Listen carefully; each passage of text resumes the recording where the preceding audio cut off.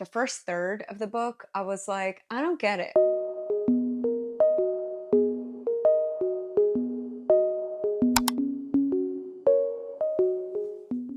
Hey guys, it's GK. Welcome back to the Common Cozy Corner. I'm so glad you're here. Today we're going to talk about books, specifically the 10 books that I must read before June 20th, or the official first day of summer solstice. So this is my countdown to summer TBR. If you're new here, by the way, hit that subscribe button down below. I post gaming, reading, cozy lifestyle videos, and I would love to have you hang out with me. Let's get to the books. I am going to break this down in a few different categories, and you're going to see me reach over here because I have them written down. Let's talk about physical first. So I have 2 physical books on my countdown to summer TBR, and they are first Throne of the Fallen by Carrie Maniscalco. I meant to read this a few months ago. I was really excited for this because the Kingdom of the Wicked series, it's one of my favorite fantasy romance series, which kind of surprised me, but I just ate those books up. And so when I learned that she was writing adult novels, because technically Kingdom of the Wicked is young adult, which I'm not going to give anything away, but those second and third books, I don't know. I think they need a rating change. I digress. I heard she was writing more in the same universe and adult novels. I'm excited about it. I can't wait to dive back in. I just had such a good time with the Kingdom of the Wicked series. I'm looking forward to reading a little bit more. Second, on my physical TBR, Naomi Novik, Spinning Silver. I know this one was pretty popular when it first came out. I got it at my library bookstore, which was pretty awesome. They actually had a really good selection of books, and this book was $3. $3. And look how the condition of the book, I'll show you. It's pretty good. Like even the dust jacket it's in pretty good condition. I will read you a little bit. I think the synopsis is kind of long, but I'll read you what it says inside. Miriam is the daughter and granddaughter of moneylenders, but her father's inability to collect his debts has left his family on the edge of poverty until Miriam takes matters into her own hands. Hardening her heart, the young woman sets out to claim what is owed and soon gains a reputation for being able to turn silver into gold. When an ill-advised boast draws the attention of the king of the Starrick, grim fey creatures who seem more ice than flesh, Miriam's fate and that of 2 kingdoms will be forever altered.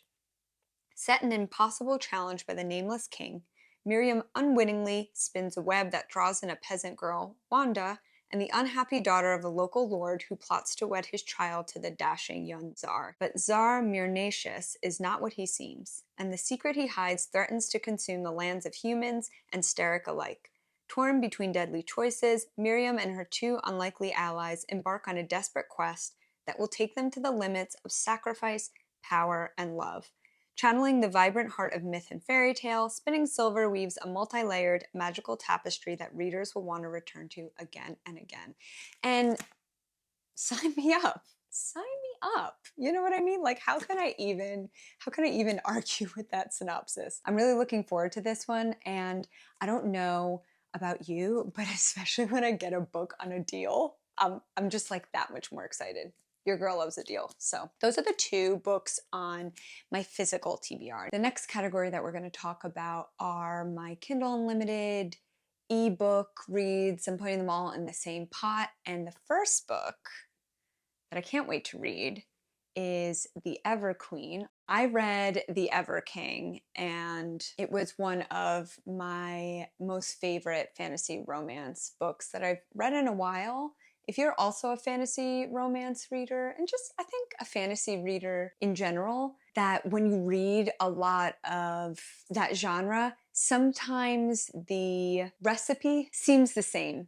A little bit the characters change, or the worlds or the beings change a little bit, but sometimes the recipe or the trajectory kind of can feel very similar, and you need a palate cleanser. At least I often do. And I feel the Ever King was a really nice palate cleanser while still staying true to a lot of the fantasy romance elements in books that I really love. So I'm gonna read you the synopsis of the Ever King, not the Ever Queen. I don't want to give it away, but this should give you a taste of if this is a book you might like. Please read this book and talk to me about it. Yeah, I'm really excited for it. For years, Eric, the scarred king of the Ever Kingdom, has thought of nothing but vengeance against the man who killed his father and trapped him beneath the waves, making him a prisoner in his own realm. Until his enemy's daughter unintentionally breaks the chains on the Ever, and Eric makes her the unwitting pawn in his vicious game of revenge. She's innocent, he's vicious, but he will take back what he lost no matter the price, unless she steals his heart first.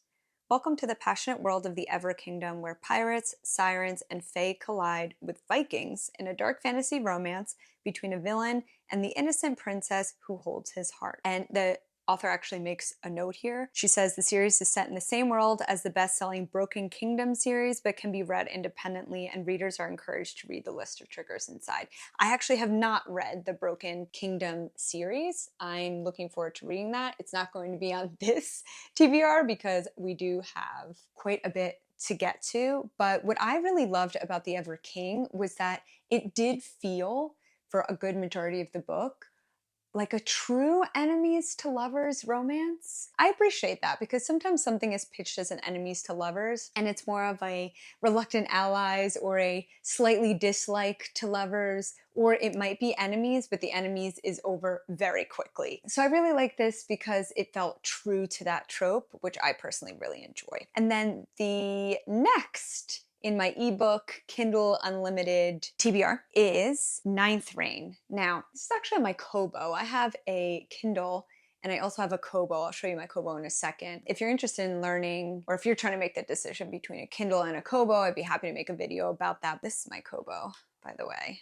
Looks like this. And I heard about Ninth Reign a long time ago, maybe sometime last year. It sounded so good. I believe it's a 3-book series. To my earlier point, I'm always looking for something a little bit new, a little bit refreshing. Honestly, I don't know why I haven't read this book yet, and I will put the actual, I can show you the cover here, but I will put the actual cover of the book up on the screen as well. This is what it looks like here, at least on my Kobo. I think what sometimes happens to me, if you've watched any of my last reading related videos, this probably is not going to come as a shock to you. You know, reading a series is an investment, and when I think I might like a book or it might really speak to me, I feel like, oh, you know, I'm investing in the series, not just the book, which is kind of silly to think about because reading is a hobby. You could do it on your own time. You could skip around if you want. You want to read the first book and not come back to it till a year later. That's totally fine. But I think sometimes with series, there's the pressure of I have to continue on so I don't forget anything. And it sometimes kind of like messes with my reading experience or my timing. And that was Ninth Reign for me. Let me read you the synopsis. It just sounds so interesting. I think this author is a British author, and I don't hear as much about her. I have heard, of course, the Winnowing Flame trilogy, of which the Ninth Reign is a part, but I don't hear about her too often, so that's also really appealing to me as well. The great city of Ebora once glittered with gold.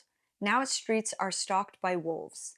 Tourmalin the Oathless has no taste for sitting around waiting to die while the realm of his storied ancestors falls to pieces. Talk about a guilt trip. Better to be amongst the living, where there are taverns full of women and wine.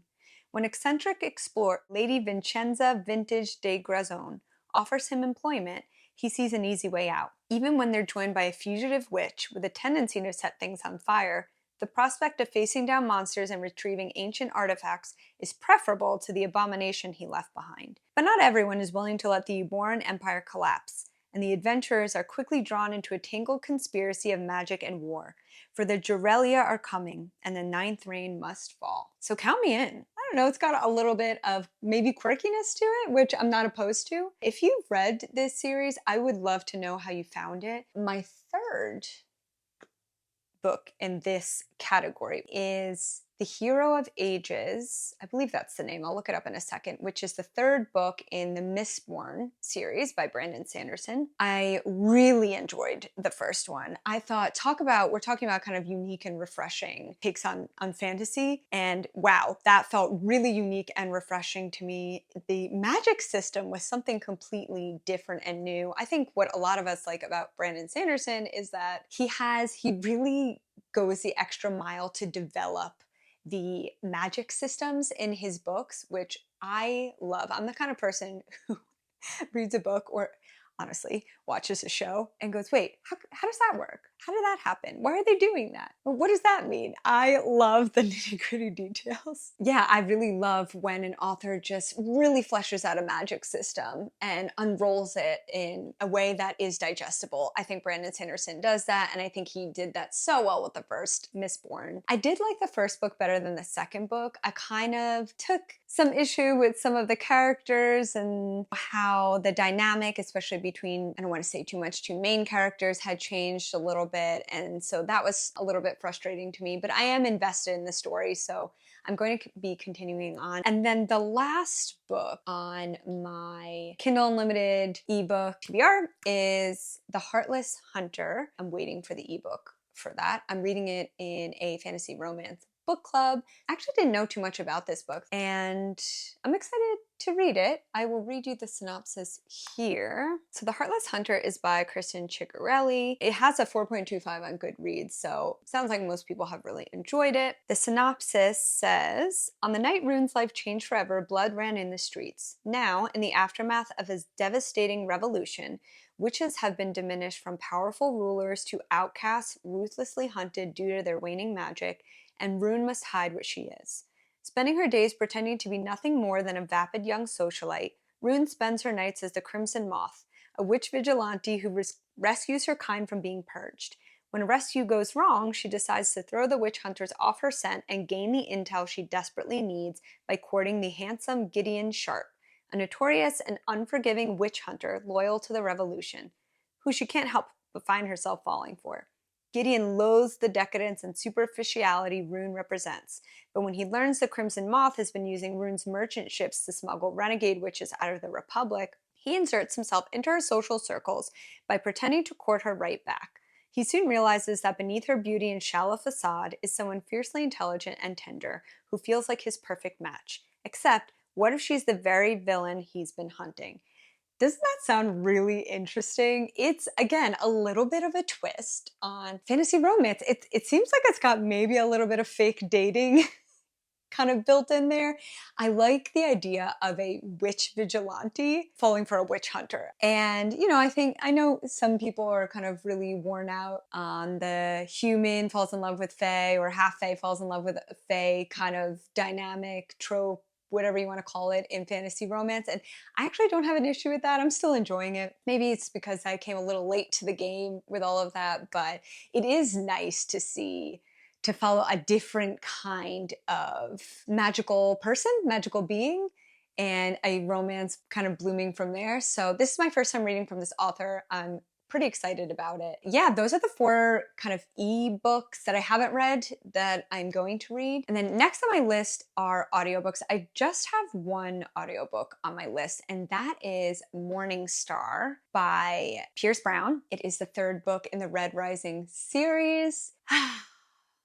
You know how I feel about Red Rising. If you were here for my last bookish video, you will know I sang its praises. But if you're interested in how I felt about that book, definitely go check that video out. I will link it up above. The characters are so complex. They're so 3D. Once you feel like you've got sort of the temperature of a character, something else happens in the plot or you learn something else. And what I really like about this series that I haven't heard too many people talking so much about is the willingness for the author to show male characters being really vulnerable and loving and open with each other. And I so much appreciate that because I don't know that we always get that in books, especially sort of sci-fi fantasy books. And I would, as an aside, classify this as a sci-fi book, but I do think it's a little bit sci-fantasy in the way that Star Wars books, shout out to my Star Wars girlies, are also a little sci-fantasy, don't fight me. But yeah, it's heavier on definitely on the sci-fi.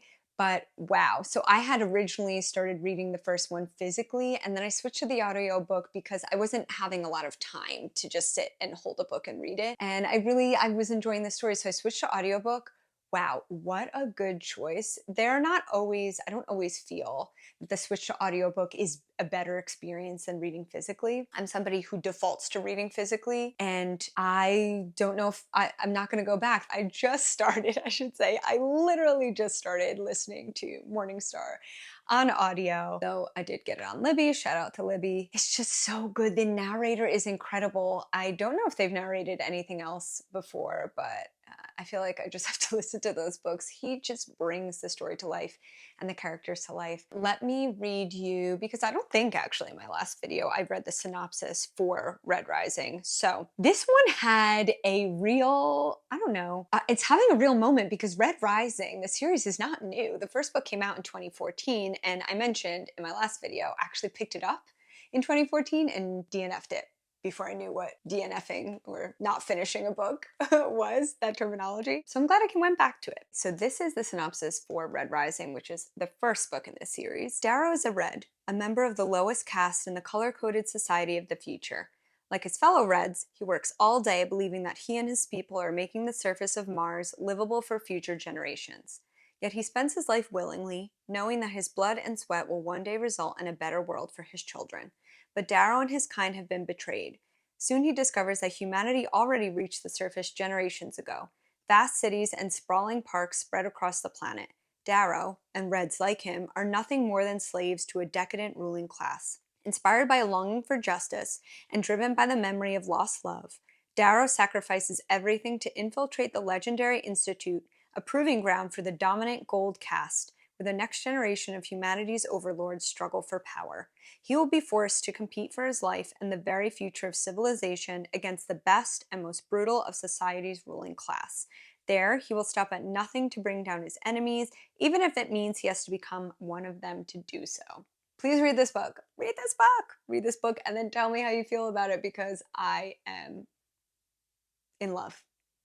But it will rip your heart out. So if that's for you, if amazing but rip your heart out sounds like a good time, pick up this series. Okay, and then the last few books that I'm going to talk to you about are 3 that I've already started and I need to finish. The number 1 I'm going to talk to you about is Glow of the Everflame. I just read The Spark of the Everflame. I think this is a 3-book series, a fantasy romance 3-book series. This series is by Penn Cole. If you're into fantasy romance, this book has been making its rounds. People are very into this series. So I picked it up. I also was reading it for a fantasy romance book club. I want to say the first third of the book, I was like, I don't get it. As in, I don't get the hype. It's okay. It's fine. I didn't dislike it. But then next 60, 70%, I really bought in. And I loved it so much that I went directly on to the next book, which does not always happen. So second book is Glow of the Everflame, and I am on page 326. Yeah, about halfway through. What I love about this series is that it is definitely a slow burn. If there's a multiple book series and it's a fantasy romance and the first book does not have or barely has any romance, that is the series for me. I really do like a very, very, very slow burn. And this is delivering on that. A lot of will they, won't they. There's a lot of long searching looks and body language. Amazing. If you're like me, I think you'll like the series, but stick it out the first 30% of the first book. If you're like, I don't know if this is, I don't know if this, what's different about it, what's new, what's unique, but I think the writing is really good, especially for a fantasy romance novel, which sometimes I struggle to get into. Really excited to finish this one up. The next one is Swordcatcher, and I have complicated feelings about Swordcatcher. I was so excited for this book when it was first announced, and I'm bored. I wish I wasn't, because there's nothing really wrong with this book. It has a lot of pieces of everything that I'd like. I'm about halfway through. I'm hoping it'll pick up. Often things do at the halfway point. I'm finding that for myself, that things tend to pick up for me personally at the halfway point, fantasy romance, if I'm not like fully invested.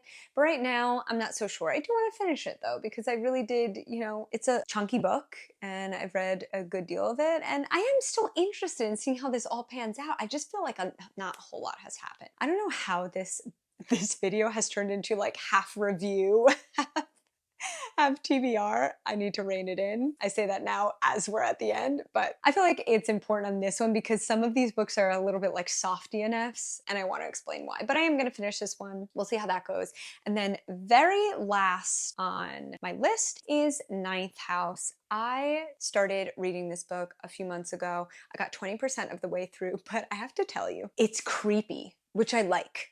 Don't get me wrong, it's creepy. It deals with the occult. I'll read you the synopsis in a minute. I guess the theme of this TBR is looking for fresher, newer, maybe a slightly different take on books or genres that I typically like to read from. That is Ninth House for me. I can see that it's popular for a reason. The writing is gorgeous. It's stunning. But life was life and I got caught up and I had to return the physical book that I got from the library. And I noticed I wasn't reading this book, we're coming full circle here. I noticed I wasn't reading this book so much at night because it is a little creepy. It wasn't like feeling so much like a wind down book for me. It was kind of limiting how much I could read it. And then I returned the book, but same with Spinning Silver. This I got from my library bookstore for $3. And this one is pristine. It is a pristine paperback.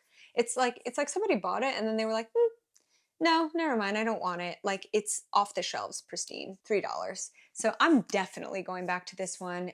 I think that's all of the books on my summer countdown, summer solstice TBR. I will update you, of course, to see how it goes. Please let me know in the comments if you've read any of these books yourself. Give me the heads up. Let me know what you liked, you didn't like, or if they're on your list too. I'd love to know about it. Again, if this is your first time here, hit that subscribe button below. I'd love to hang out with you in future videos. And until then, I'll see you the next one.